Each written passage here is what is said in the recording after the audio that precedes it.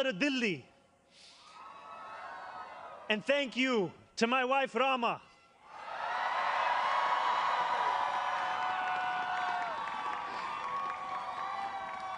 For being my best friend and for always showing me the beauty in everyday things. And most of all, thank you to the people of New York. A moment like this comes rarely. Seldom do we hold such an opportunity to transform and reinvent. Rarer still is it the people themselves whose hands are the ones upon the levers of change. And yet we know that too often in our past, moments of great possibility have been promptly surrendered to small imagination and smaller ambition. What was promised was never pursued. What could have changed remained the same. For the New Yorkers most eager to see our city remade, the weight has only grown heavier. The wait has only grown longer. In writing this address, I have been told that this is the occasion to reset expectations, that I should use this opportunity to encourage the people of New York to ask for little and expect even less. I will do no such thing. The only expectation I seek to reset is that of small expectations. Beginning today, we will govern expansively and audaciously.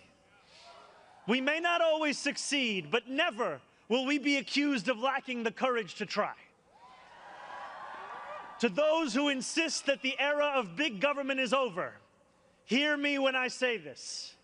No longer will City Hall hesitate to use its power to improve New Yorkers' lives. For too long, we have turned to the private sector for greatness while accepting mediocrity from those who serve the public.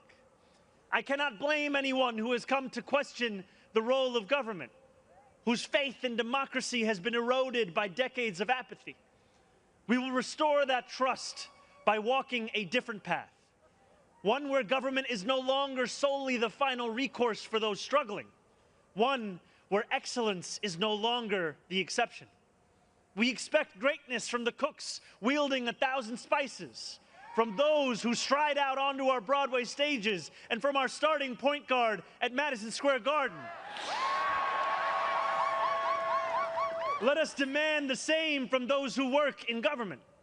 In a city where the mere names of our streets are associated with the innovation of the industries that call them home, we will make the word City Hall synonymous with both resolve and results. As we embark upon this work, let us advance a new question, a new answer to the question asked of every generation. Who does New York belong to? For much of our history, the response from City Hall has been simple. It belongs only to the wealthy and well-connected, those who never strain to capture the attention of those in power. Working people have reckoned with the consequences. Crowded classrooms and public housing developments where the elevators sit out of orders. Roads littered with potholes and buses that arrive half an hour late, if at all. Wages that do not rise and corporations that rip off consumers and employees alike. And still, there have been brief, fleeting moments where the equation changed.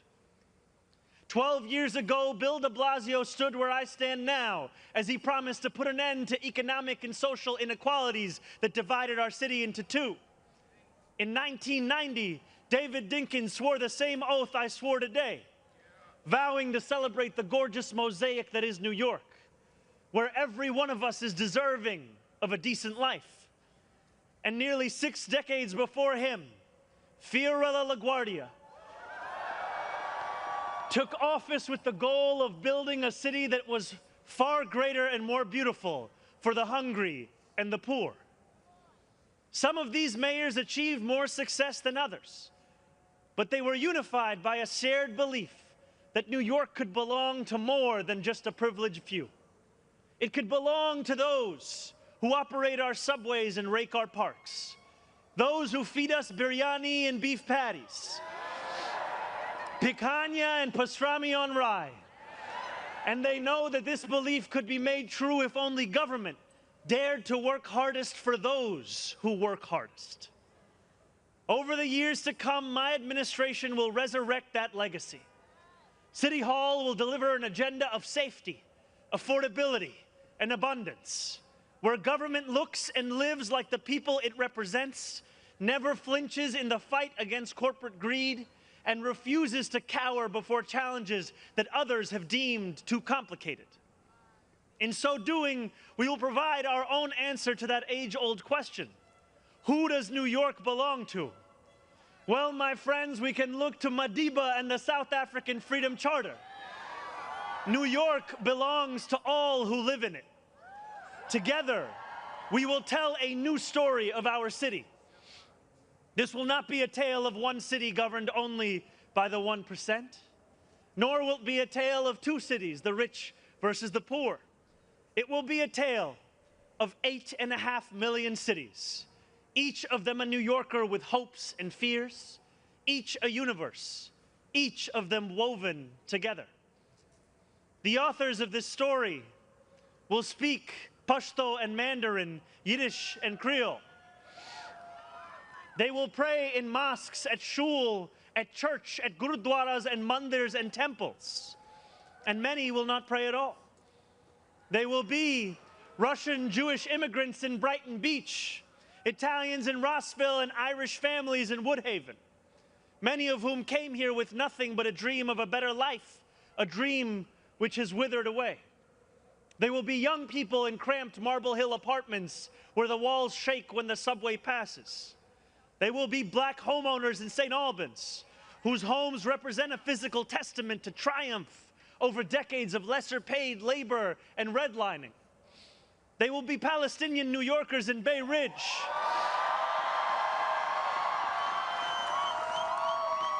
who will no longer have to contend with a politics that speaks of universalism and then makes them the exception. Few of these 8.5 million will fit into neat and easy boxes. Some will be voters from Hillside Avenue or Fordham Road who supported President Trump a year before they voted for me, tired of being failed by their party's establishment. The majority will not use the language that we often expect from those who wield influence. I welcome the change. For too long, those fluent in the good grammar of civility have deployed decorum to mask agendas of cruelty. Many of these people have been betrayed by the established order.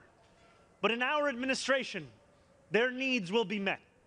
Their hopes and dreams and interests will be reflected transparently in government. They will shape our future. And if for too long these communities have existed as distinct from one another, we will draw this city closer together. We will replace the frigidity of rugged individualism with the warmth of collectivism. If our campaign demonstrated that the people of New York yearn for solidarity, then let this government foster it. Because no matter what you eat, how you pray, or where you come from, the words that most define us are the two we all share: New Yorkers. And it will be New Yorkers who reform a long broken property tax system. New Yorkers who will create a new Department of Community Safety that will tackle the mental health crisis and let the police focus on the job they signed up to do. New Yorkers who will take on the bad landlords who mistreat their tenants and free small business owners from the shackles of bloated bureaucracy. And I am proud to be one of those New Yorkers. When we won the primary last June, there were many who said these aspirations and those who held them had come out of nowhere. Yet one man's nowhere is another man's somewhere. This movement came out of 8.5 million somewheres. Taxi cab depots and Amazon warehouses, DSA meetings and curbside domino games. The powers that be had looked away from these places for quite some time, if they'd known about them at all. So they dismissed them as nowhere. But in our city, where every corner of these 5 boroughs holds power. There is no nowhere, and there is no no one. There is only New York, and there are only New Yorkers. 8.5 million New Yorkers will speak this new era into existence. It will be loud. It will be different. It will feel like the New York we love. No matter how long you have called this city home, that love has shaped your life. I know that it has shaped mine. This is the city where I set land speed records on my Razor scooter at the age of 12. Quickest 4 blocks of my life. The city where I ate powdered donuts at halftimes during AYSO soccer games and realized I probably was not going to be going pro. The city where I devoured 2 big slices at Coronet's Pizza, played cricket with my friends at Ferry Point Park, and took the 1 train to the BX10 only to still show up late to Bronx Science. The city where I have gone on hunger strike just outside these gates. Sat claustrophobic on a stalled N train just after Atlantic Avenue and waited in quiet terror for my father to emerge from 26 Federal Plaza. The city where I took a beautiful woman named Rama to McCarran Park on our first date and swore a different oath to become an American citizen on Pearl Street. To live in New York, to love New York, is to know that we are the stewards of something without equal in our world. Where else can you hear the sound of the steel pan, savor the smell of sancocho, and pay $9 for coffee on the same block? Where else could a Muslim kid like me grow up eating bagels and lox every Sunday?